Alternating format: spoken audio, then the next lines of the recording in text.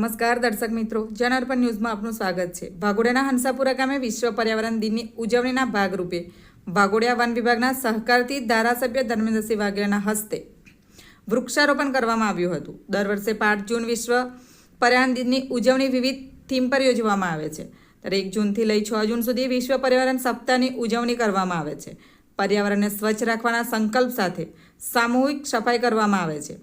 પર્યાવરણના રક્ષણ માટે પ્રતિજ્ઞા લેવામાં આવે છે। ત્યારે વિશ્વ પર્યાવરણ દિનની ઉજવણીના ભાગરૂપે હંસાપુરા ગ્રામ પંચાયત પાસે ધારાસભ્ય ધર્મેન્દ્રસિંહ વાઘેલાના હસ્તે વૃક્ષારોપણ કરવામાં આવ્યું હતું।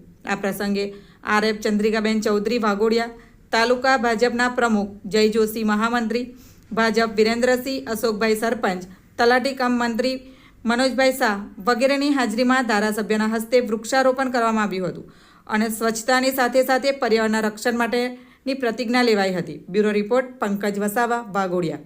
આવા જ નવા સમાચાર જોવા માટે જોડાઈને રહો જનઅર્પણ ન્યૂઝ સાથે। અમારી ચેનલને લાઇક કરો, શેર કરો, સબસ્ક્રાઈબ કરો। ધન્યવાદ।